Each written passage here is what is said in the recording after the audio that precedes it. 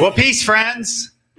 I'm Pastor Tom Arthur of Sycamore Creek, and I'm here with my co-host today. Hi, friends. Welcome. The ever-fabulous Erin Umstead, Ms. Umstead. Today, you were meant to be here. Kind of feels like it was destiny, Tom. It was your destiny. I think it was. It was. You were meant to be here with us today as well, or maybe you weren't. I don't know. I think they were. I think they were. All right. You have tuned in to episode 3 of Long Story Short. And we want to hear from you. What comes to mind when you hear the word destiny? Destiny. Do you remember Isa Rodriguez? Oh, that's why I'm here today. She is amazing. She's a music and theater major at MSU. She did our Letter from Birmingham Jail stage reading, and she sang Out the House. She sung for us a couple of times. Well, we asked her if she had any friends who'd be willing to do a duet with her, and oh my gosh. She pulled together another theater and music major, Chase Kane. Yeah. And when we think of the word destiny, this song came to mind. So here's Isa and Chase.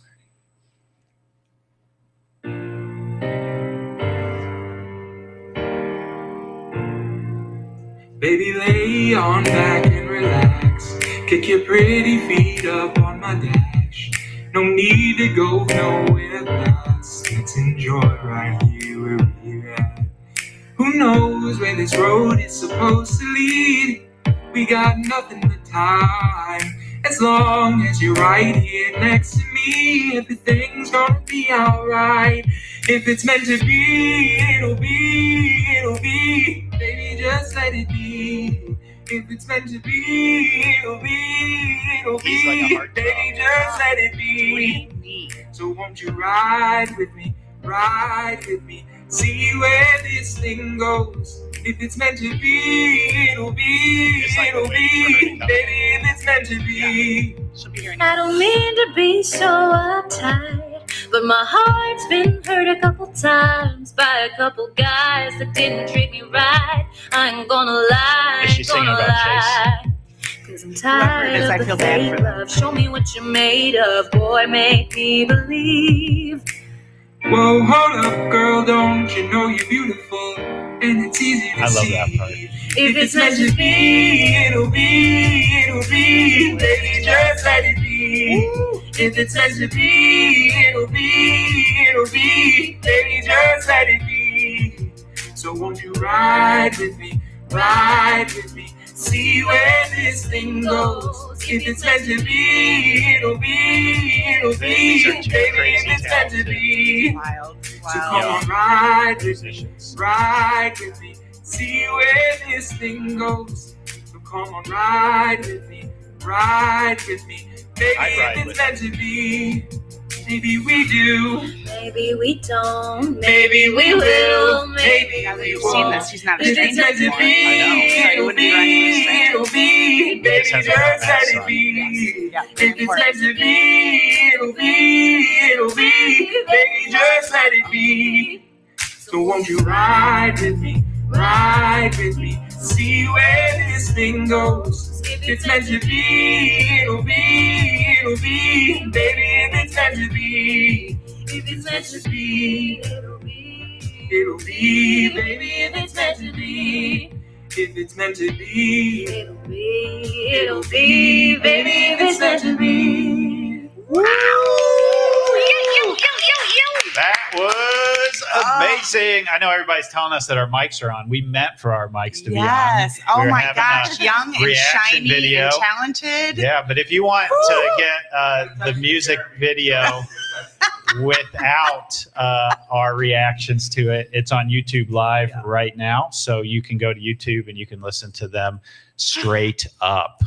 Man, that was so good. All right. So what comes to mind when you hear the word destiny? Well, being an English teacher and a bookworm, actually yesterday, David Laloney, I'm a book flea, turns out. I'm a book flea now, so that's exciting. But no, I just think of like those kind of dystopian novels that we may or may not be living through right now that, you know, it's just kind of nebulous, kind of out there, and someone's just walking along and doop-de-doo, there's their destiny. Okay. Yeah. That's kind of how I see it What in about literature. Destiny's Child?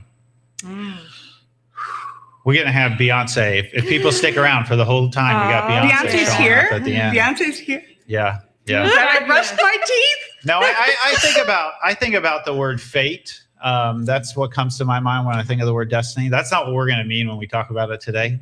But Carol, how about what's destiny? The first thing I think of every time is the game I spend most of my time in, Destiny, the game. It's how many people know the reference to the game? Space magic. Yeah. I mean, Shout millions out, play. if you know it.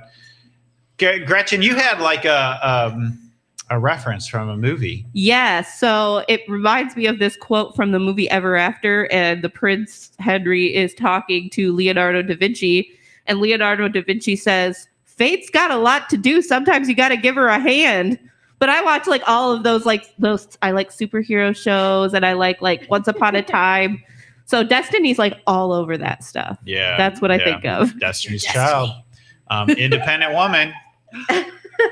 Did you buy it? I'm going to right after you this. bought it. All right. All right. Well, hey, you want to tell us how people can connect with us? Love it. Love it. Love it. Love it. So welcome, friends. Welcome to my happy place. Welcome to Sycamore Creek Church, South Lansing campus.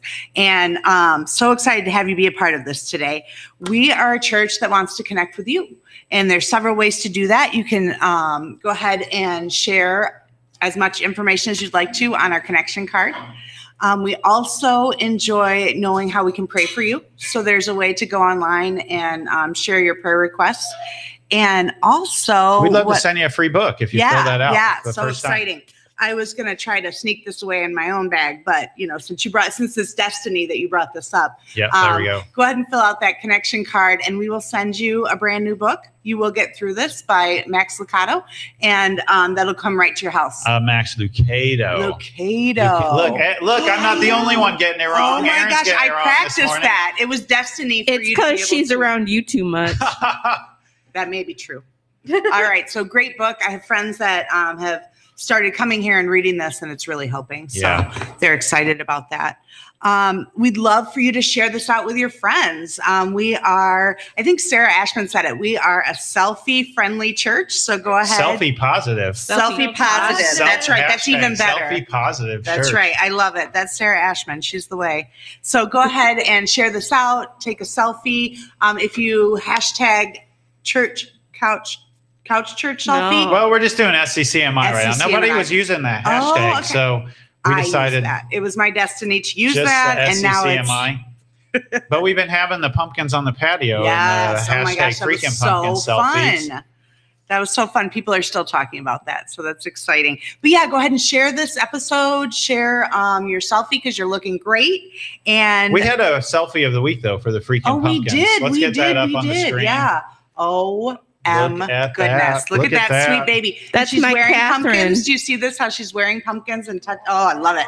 Love That's it. You can't Mike plan and for that. Kaiser's daughter. Her name is Catherine. Catherine. Oh, it's a friend of yours. Girl. Yes, my friend. So what are we gonna send? What are we gonna send them, Gretchen? A $10 Big B gift card. Wow. All right, there we go. For their own pumpkin flavored drink. Oh my gosh. We're having so much fun. It's hard to, transition in, but most importantly, the message is right here.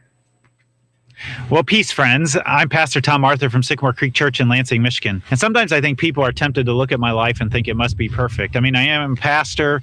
I've got a perfect marriage, right? And I've got 2 kids, no cats or dogs. I don't have a white picket fence, but I do have a decent house. This is the house actually that the church owns that I get to live in. Decent cars, decent clothes. You look at that and you think, man, Pastor Tom's got it all together. But I'd like to start this message today by telling you about the worst day of my life. In fact, the worst moment in my life. You see, in 2017, at the very end of that year, my stepmom was diagnosed with ovarian cancer. She was told she had 9 to 18 months to live. Now, if that wasn't enough, my stepmom was also the primary caregiver for my dad, who had Lewy body dementia. One day, my stepmom called me up, and it was an SOS call. I'd never gotten an SOS call from my stepmom before. She said, Tom, I can't do everything I need to do to get prepared to die and to take care of your dad at the same time. She said, will you take your dad for a week and have him live with you so I can do these things? I said, of course. So I went down to Indianapolis, where my parents lived, to my childhood home, and I spent a day cajoling my dad into coming up and spending the week with me here at our house. Now, if you'd walked by our house that week, you would have looked just like this. Everything would have looked just fine. But inside, that week was deteriorating slowly but surely.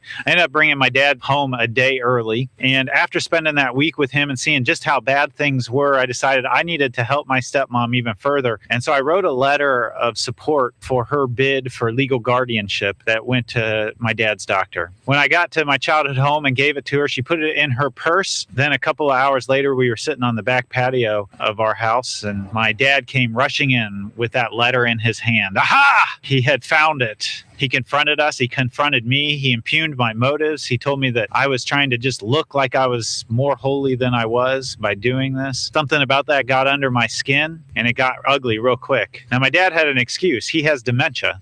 I didn't have much of an excuse. My temper flared. I got right up in his face. We were chest to chest, face to face. I've never been like that with my dad before. It was so bad that my stepmom thought that we were going to come to blows, and she put her arms in between us and she pushed us apart from each other. And that's when the worst moment of my life happened. I wrote a poem about it. Here it is. Get out of my house. You're no son of mine, and never come back. Heat exploded from my dad's mouth 6 inches from my face, like the backyard grill left on too long before the spark ignites, singes past my eyebrows deep into my soul. Moments before I stood my ground like I was a teen again, staring at Dad's silhouette at the top of the basement stairs and the sound of him demanding I return to the kitchen. After walking away from a disagreement, my resolve dissolved. When I was 15, he wasn't mean, just raised his voice. At 44, he needed more. He went for the jugular, and the blood we shared spilled on the floor, an offering to the god of his paranoia. I deserted my childhood home in a haze, driving away from Indy, a disgraced, disoriented, disqualified driver, crying for hours, abandoned, alone. Countless hours of talking, years of therapy, working on being the best son I could become, come to realize it was mostly my own damn distortions that needed undoing, not Dad. All forsaken, gone. That was the day Dad's dementia disowned me.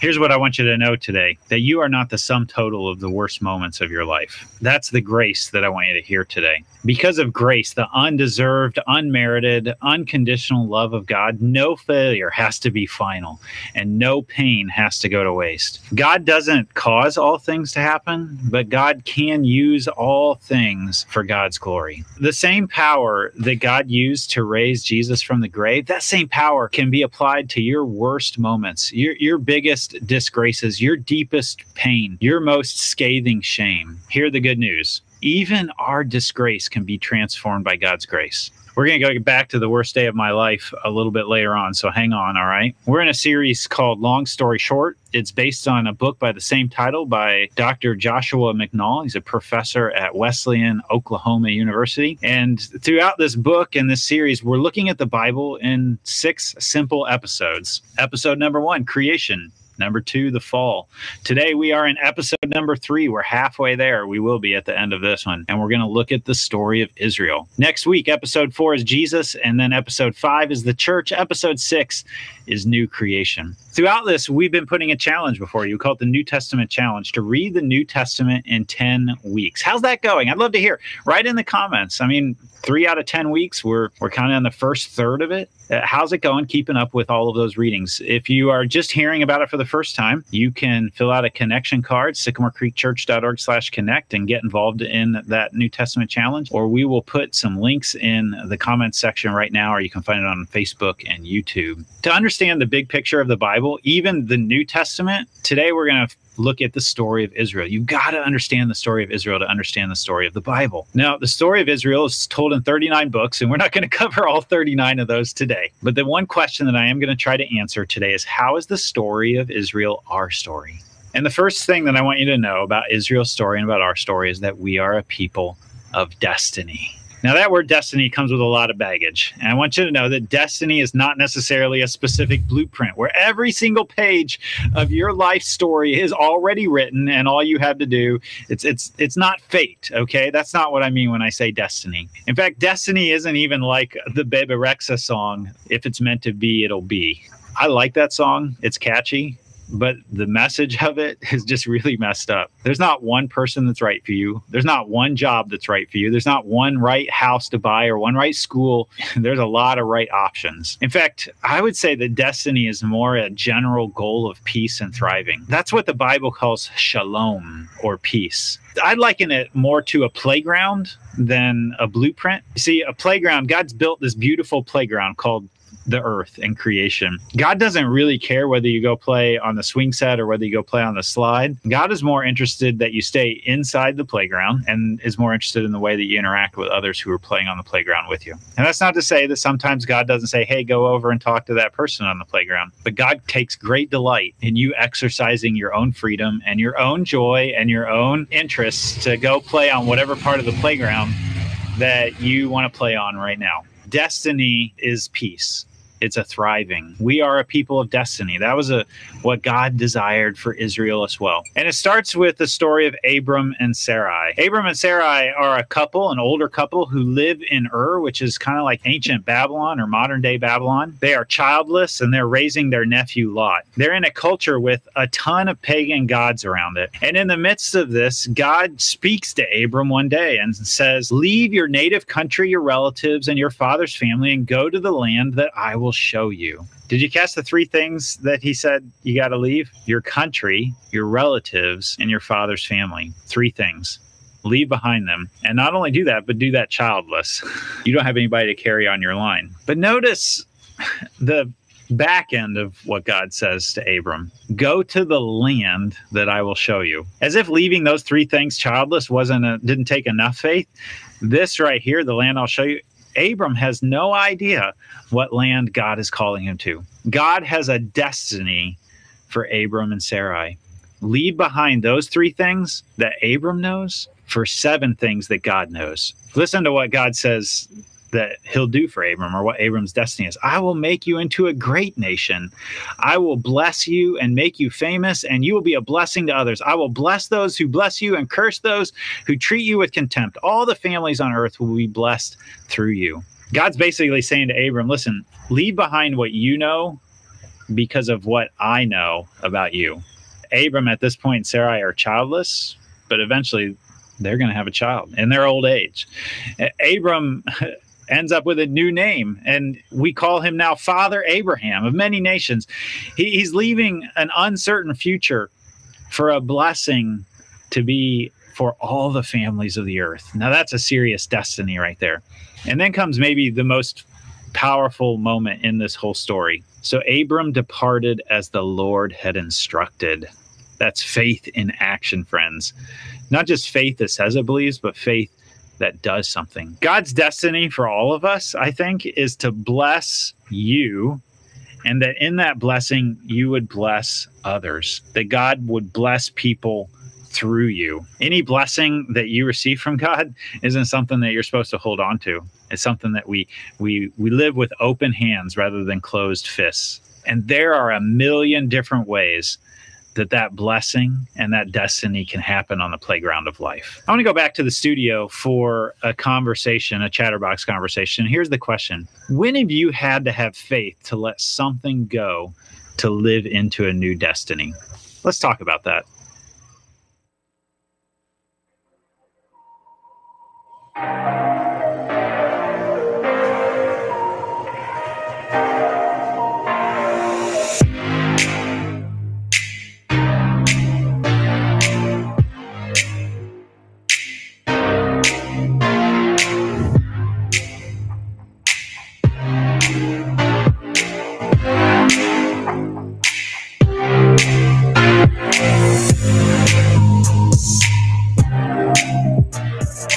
So this whole coronavirus thing has thrown off the rhythm that I've had for like 11 years of being a pastor. And for 11 years, I've taken Friday off But now on Friday mornings, I'm in charge of my kids' education at home.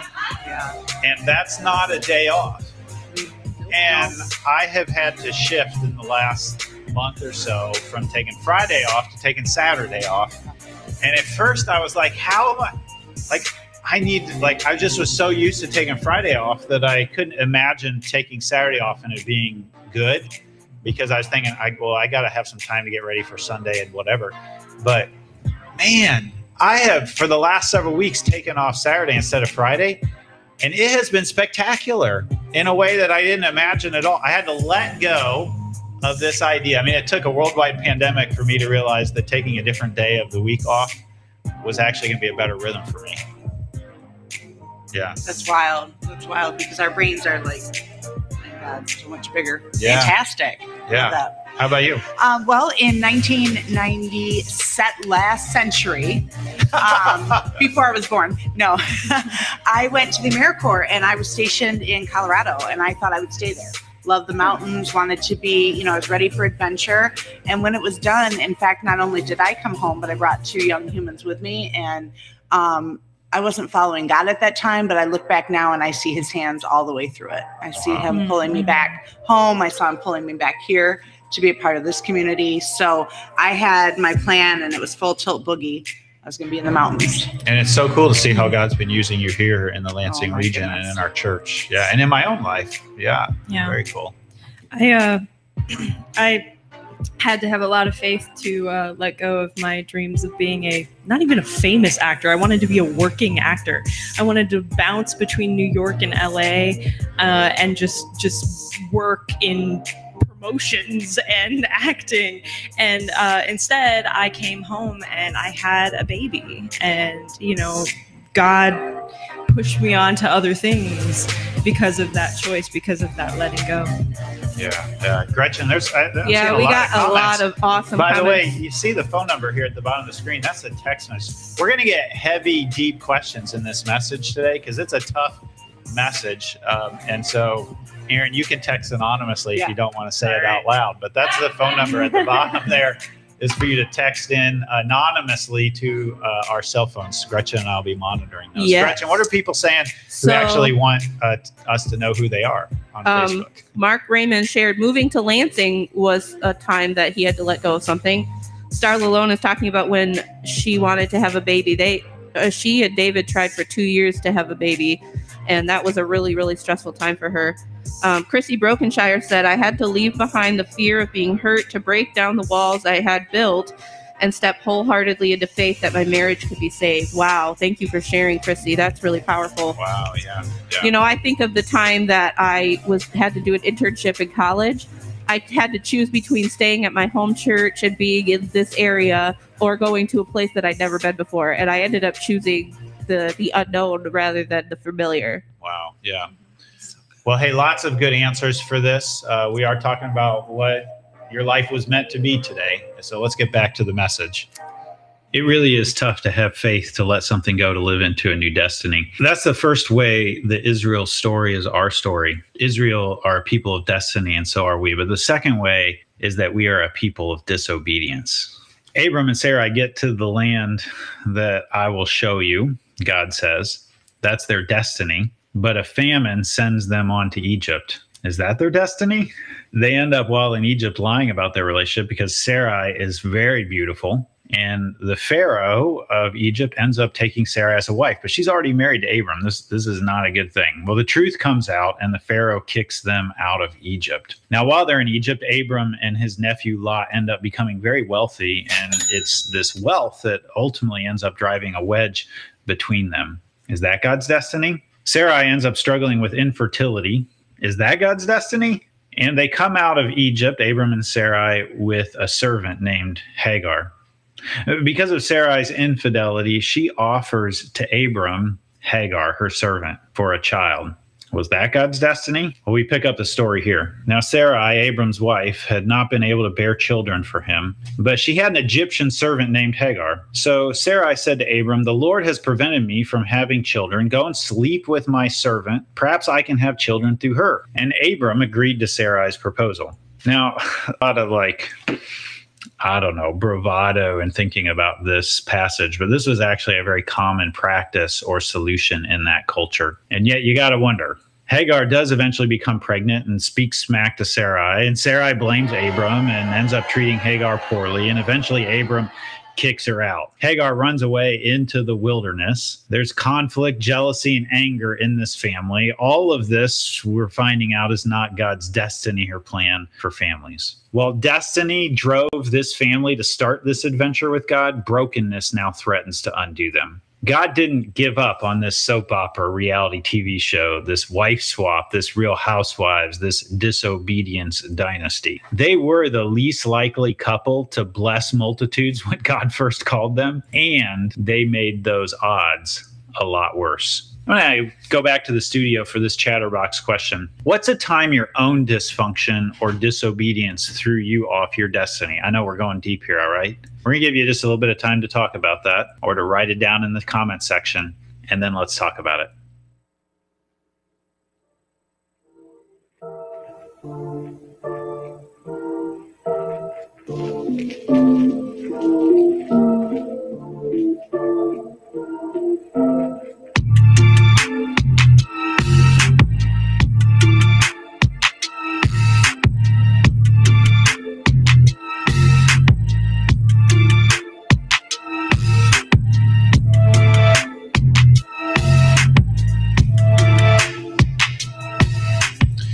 This is a deep question, right? So if you want to text anonymously to us, there's the phone number, 507-788-3642. Gretchen is putting that in the comments section as well, our Facebook host. I go back to the very opening story I shared about my dad and getting up in his face.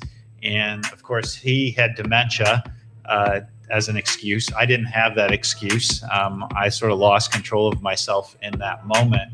It was not my best moment in life as either a human being or as a pastor or as a son. And it really threw off the destiny for me of a lot of work I had done over the years in counseling and therapy, working on my relationship with my dad. It was very positive up to, well, till dementia and my own dysfunction threw it out. Yeah. I find it hard, Tom, to think of a time that my dysfunction and disobedience didn't throw me off my destiny. But what I will say is I spent a lot of time bouncing back and forth between schools and choosing different jobs and dead-end boyfriends over studying and going to class. And ultimately, that didn't pan out. You're not still with I'm not still with guys? those guys. I'm not, no. I actually am still with a woman that I ditched class for one day. Hey, for some of us it works, right? Yeah. Are you gonna share anything, Aaron? Or are you gonna text it anonymously to us? That's why that's there. Because you're unwilling to say it out loud.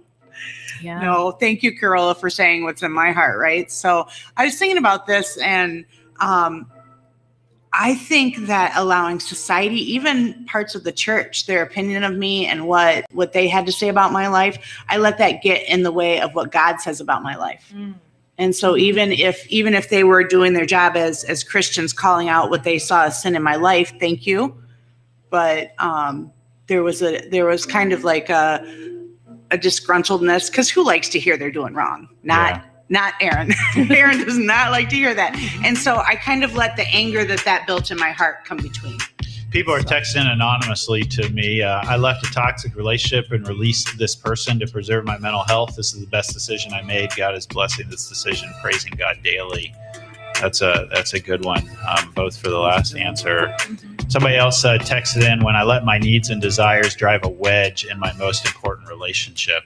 Ooh, who hasn't done that at some point? Yeah. So, hey, keep texting in, keep commenting, but we're going to go back to the message here. Whether you're actually willing to talk about it or not, it's not hard to explain or share stories of how our dysfunction, our disobedience throws us off our destiny. But where sin abounds, God's grace superabounds. God comes to Abram again, and Abram answers. God calls him to a blameless life again. and establishes a covenant with him and gives the two of them new names, Abraham and Sarah. The Lord even cares for Hagar and Ishmael. You see, their story is like our story. While we are a people of destiny and we are a people of disobedience, we are also a people of deliverance. God delivers on his promise of a child. We read in the story, the Lord kept his word and did for Sarah exactly what he promised. She became pregnant and she gave birth to a son for Abraham in his old age. This happened at just the time God had said it would, and Abraham named their son Isaac. Now, the word Isaac is a pun in Hebrew that sounds very similar to a word for laughter. Isaac is named Laughter because the pregnancy came in impossible circumstances. But then God asked Abraham to take a step of faith that's almost inconceivable. God asked Abraham to sacrifice Isaac, to give up this thing that seems like the one thing that he had been wanting his entire life. And at the last second, God stays the hand of Abraham, and Isaac is not sacrificed. Now, to make a really long story short, Isaac ends up marrying Rebekah. The two of them have two kids, Esau and Jacob. Jacob wrestles with God and is renamed Israel. Israel literally means one who wrestles with God. Israel ends up having 12 sons who become the 12 tribes of Israel. And one of those tribes, Judah, ends up having descendants and further descendants and descendants and is the great-great-great-great-great-great-grandfather of, you guessed it, Jesus. Now, that's just one book of the Old Testament, friends. There are 38 more full of stories. But there's a pattern in all of those stories that we begin to see. It's a pattern of destiny, disobedience, and deliverance. Destiny, disobedience, and deliverance. Destiny, disobedience, and deliverance. God is helping people to discover their destiny. Or people are disobeying God's call. Or God is delivering them yet again. It reminds me of the laundry instructions. Wash, rinse, and repeat. And then do it over again. In Jesus, we are grafted into this story of Israel. The story of Israel becomes our story. Now, I suspect that some of us are thinking, I'm not good enough to be part of this story. Tom, you don't know how bad my life is, how messed up and dysfunctional everything is, how disobedient I have been. Can I really be part of God's story? I'm not good enough.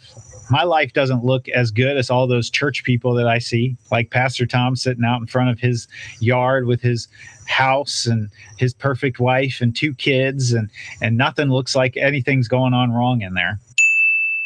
I think one of the mistakes that we make when we get into that way of thinking is that we compare what we do know about ourselves to what we don't know about others.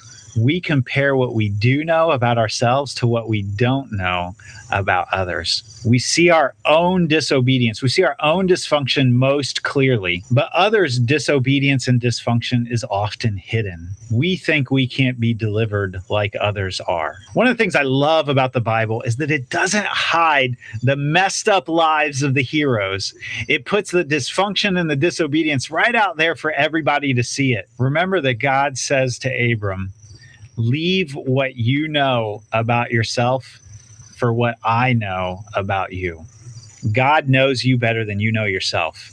God specializes in delivering dysfunctional families into God's destiny. This all reminds me of what the Apostle Paul says. Paul was the first missionary of the church. He wrote many of the books of the New Testament, and one of those was a letter to the Corinthians. And in it, he said, remember, dear brothers and sisters, that few of you were wise in the world's eyes or powerful or wealthy when God called you. Instead, God chose things the world considers foolish in order to shame those who think they are wise. And he chose things that are powerless to shame those who are powerful. God chose things despised by the world, things counted as nothing at all, and used them to bring to nothing what the world considers important. As a result, no one can ever boast in the presence of God. Friends, what I want you to do today is I want you to make Israel's story your story. Allow God's deliverance to move you back towards your destiny. That brings us back to the worst day of my life. Was I delivered from it? Watch and listen. But next day, my stepmom called a second time, telling me the letter I drafted supporting her guardianship The same letter Dad discovered that had dispatched my own disowning echoed within Dad's demented brain without cessation, like a hallucination, narration, dictation, quotation, oration, negation, palpitation. He couldn't shake, but real, somehow dissipating the paranoia. He comes up for breath. My real dad, not the demented one, self-aware, realizes that he doesn't want to be the man he reads about in the letters on the page, doesn't want to disown his own soul or his son. Freely, willingly hands over what he has been withholding for months: wallet, driver's license, credit card, cash, keys, his freedom, all for the price of the loss of paradise on the worst day of my life, delivered from being disowned by my dad's dementia.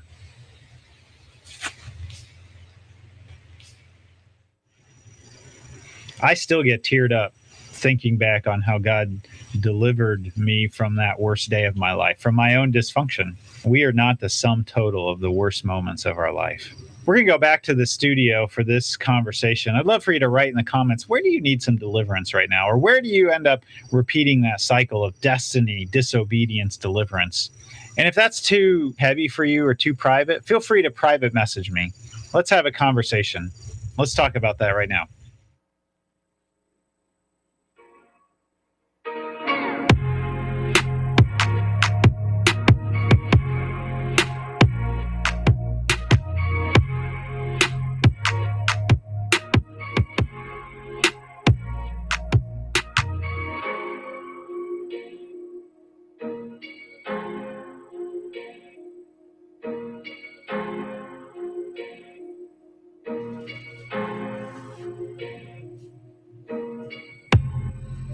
I'm even just a little teared up right now as I was watching that again and thinking back to that day where I needed some deliverance. My whole family needed some deliverance in that moment. But more recently, I think one of my greatest idols in life is success. Or not working, turns out.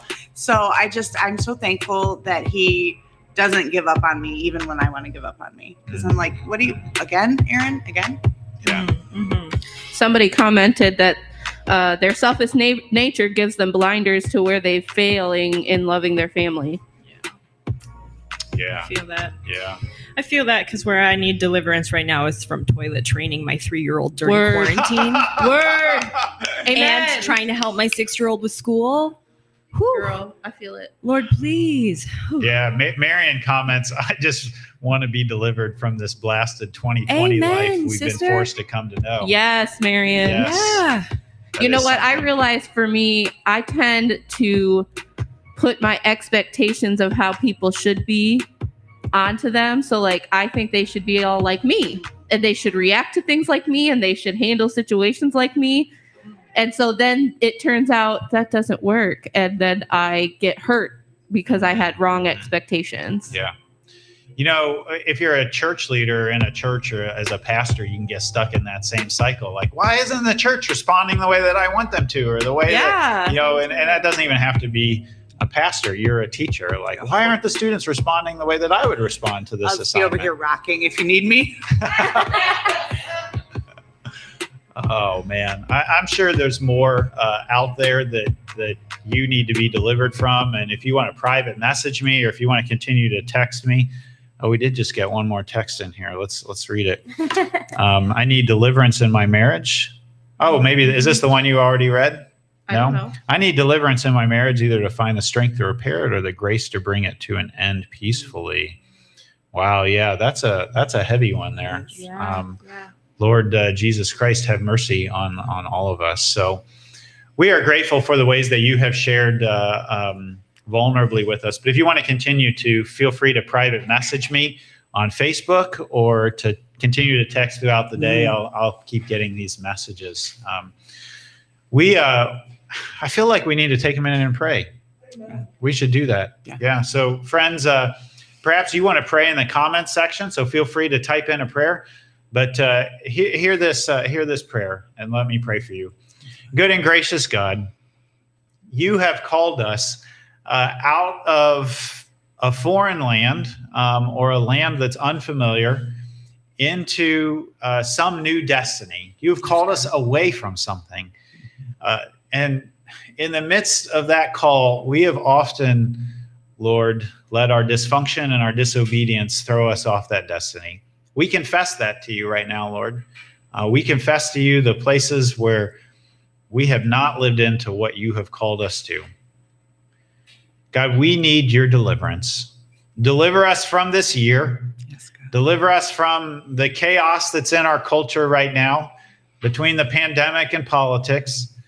Deliver us from our own ways that we have exaggerated that chaos through our dysfunction and our disobedience, so that we might live more into your destiny. In the name of Jesus and in the power of your Spirit, all who agreed typed or commented or said or tweeted or shared the prayer emoji. Amen. Amen.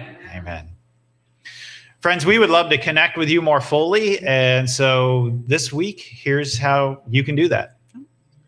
We're cruising through and keeping this long story short, so I'll keep these short too. We here at Sycamore Creek want to connect with you. If you only do one of these things today, we want you to fill out that connection card so we can get to know you. You're a first-time guest. When you fill out that connection card, we'll send you a free book. You'll Get Through This by Max Lucado, and we'll get through this together. See a need, fill a need. Adopt a teacher from Mount Hope STEAM. This month, Sycamore Creek is adopting teachers from Mount Hope STEAM. Indicate on your connection card that you'd like to serve in this way and put together a small set of gifts for a teacher in need. We're cruising through Mark and on into Luke with our New Testament challenge. Take this opportunity to grow and learn and read the New Testament with a small group or on your own. Connect with us through Sycamore Creek's app by typing SCCMI in your app store. You can give through that app, listen to sermons online, read your Bible, and fill out the connection card, all right from your phone. Not interested in the app but still want to give online? Head to sycamorecreekchurch.org/give and you'll have options there too. Your giving makes things happen at Sycamore Creek, like our pumpkin patio event. We've put out 1,000 pumpkins over the past few weeks on our patio for free. Now you take a picture with your pumpkin or your carving and tag it and tag us for your chance to win a $10 Big B gift card. Just look at how cute this is. Your continued generosity makes stuff like this happen, friends. We're going to take it back to the studio now to see what's next. Peace. Wow, that freaking pumpkins event was awesome. We had a great time with it. How's the New Testament challenge going, everybody? Poorly. Poorly? Yes. I'm a little behind. A little behind, yeah. I've All been right. listening. I use the Bible app, and it's Smart. got a fellow's voice, and I've been listening. And so, I'm taking notes and doing my thing because I'm leading a small group, so I need to be caught up. Yeah. So I was all caught up on Wednesday. So we'll see on Tuesday. That's one of the benefits of leading, by the way, is you actually have to do the work. Yeah, holds me So, accountable for sure. My small group has the same thing. Like I have to lead, but they actually, two of them in a small group this past week decided to video chat and read to each other each night, or to call on the phone. I was like, wow, like talk about serious commitment. So we're curious, based on today's message, what's your next step? What step are you going to take? And if you want to text that step in, 507-788-3642. We would love to hear what next step. It's not just enough to hear it. Do something about it. Okay. Do something today to change the direction of your life to get back into that destiny. Speaking of taking a next step, Metropolitan United Methodist Church in Detroit, they have just some amazing musicians and an amazing, crazy building. And they did this song that I came across, and I reached out to their folks to use it. And here's some of their music team doing Sing On, March On. So while you're listening to that, we want to hear what your next step is. Here we go.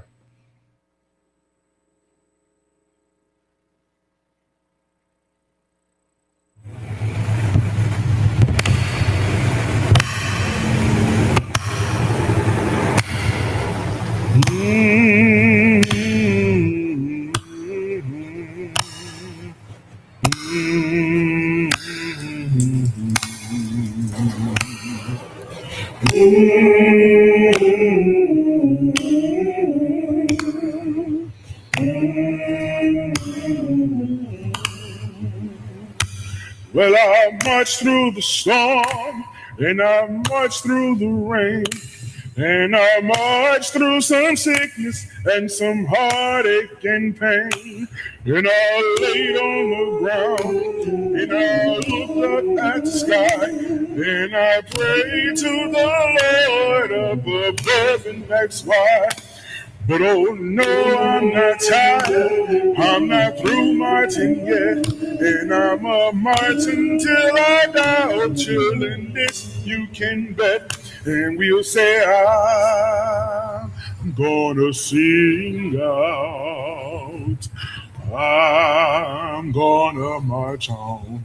Everybody said I'm gonna sing out. Gonna march on. I'm gonna march on. Gonna put one foot in front of the other foot. Yes, I'm gonna sing out. Gonna march on. I'm gonna march on. I got to keep on, keep on. I'm gonna sing out. Gonna march on. I'm gonna march on. Well, my grandmama marched, and my granddaddy too, and I never thought it'd be something that I have to do, but I'll march if I must. I got a mission to see, and God forbid my children have to march for me. Now I believe in the power of raising my voice, and I believe in the power of making some noise. And if I die, I can't sing, and if I can't sing, I'll die. So we can sing for one another. Now let's give it a try, and we'll say, I'm gonna sing now. Gonna sing now. I'm gonna march on. I got to keep on, keep on. I'm gonna sing now. March on. I'm gonna march on. I'm gonna use my body for good. I'm gonna sing Yeah. now. March on. I'm gonna march on. March on, march on, yeah. I'm gonna sing now. March on. I'm gonna march on. Yeah. I'm gonna sing now. March on. I'm gonna march on. Yeah. Oh, wow. Man, that was just crazy good. That video is on our YouTube channel now if you want to watch that again or share it out. That's I'll be watching definitely that worth this sharing. afternoon. So, Yeah. speaking of next steps, Jesus wore these Air Bethlehems in Game 6 against the Romans. Sports ball. Erin couldn't roll her eyes harder if she wanted I to. know. I was trying. know. I was trying to get roll hard. Well, How do you so roll your Erin's eyes next harder? step will be to roll her eyes. Yeah. You know, for me, I was thinking about it as I'm watching this spoken word stuff that I do, and I just don't give myself time to do that unless I have something that I'm doing it for. For me, the deadline helps with that being creative. So I'm actually talking with Misaki Takahashi. Yeah. The leader of the poetry room, about doing a Christmas event with us, spoken words. Yeah. So that's giving me, I think, to explore this destiny, disobedience, deliverance at Christmas time, to work on another poem. So that's my next step. So powerful. Next step. I was really loving the words that you play. I've noticed this in your poetry since you've been sharing it more. Just that middle, like kind of the gush of the words, but they all work and none of that. It's just so beautiful. My next step is kind of related. I need to journal because our God is faithful. We're talking about, delivering after my disobedience and getting me back on my path to destiny. And I need to journal more so that I can see that pattern. says the English teacher. Right. I don't take the time. Thank you. That's sure. Somebody texted in to adopt a teacher at Mount Hope STEAM School. Thank That's you. awesome. That's Yeah, good. so you can do that on our connection card, sycamorecreekchurch.org/connect. So next steps. My next step's really gonna be to read the New Testament challenge. All right, Like, come there we on, go. I gotta buckle down. I gotta do this. I'm a fast reader. How hard could it be? You can do it. I can do it. You can listen to it while your kids are driving you crazy. Yeah, that doesn't work so well, but sure. They're very loud, Tom. My next step, I think, is to work on how I relate to other people and my expectations of them. Yeah, that's it. All right. Next step. Hashtag next steps. Hey, where's Bay? Life goals. Oh, yeah. Yeah, we told you that Destiny was going to bring Bay. So here she is. Bring her out from behind. I was going to wear that today. Why would they call Destiny's Child? Not I Destiny. was going to wear that today. Triplets. Yes. What are those Sorry, Oscars? not Is that what twins. she has? Or There's something that I'll never Grammys. see. Grammys? I can't ever remember what the things are that people get. Oscars are movies. Grammys are music. Okay. Okay. What's the other one? Tony's are theater. Tonys or theater. Oh yeah, Tony's. And then What are they TV. What's hearing? TV? I can't remember. Emmys. Emmys. That's it. But Yeah. those are Oscars. Those are Grammys. Those are Grammys. My own dysfunction keeps throwing me off the destiny of knowing what day is Queen Bee. God so. will deliver you. Okay. You just got to watch more Whatever. TV. Yeah. Hey, if you are just tuning in, you're like, man, I just missed what sounded like an awesome episode. So much fun. Episode 3. You can tune back in again at 11 o'clock for a worship watch party. And then next week, tune back again for episode 4 of Long Story Short. We're going to be looking at the story of the church. By the way, the church never was a building. Never was a building. So this whole coronavirus really shouldn't throw us off. But you have to turn back in next week. Wait, next week. It's just hitting me. It's our birthday as a church. We turn 20 next week. Oh my gosh. Me Like, too. That it almost feels like we're adults, but we're not really, like, because adulthood doesn't really happen until your 30s now. We can't rent a car yet. So. We were going to have a big, huge celebration next week, but coronavirus threw us off. So we decided instead we're going to push it off a year and celebrate our 21st birthday when we get legal as a church. So, all right. Well, hey, friends. What's in your cup? Tune in next week. Ignore Aaron. And until then, read your New Testament and peace out.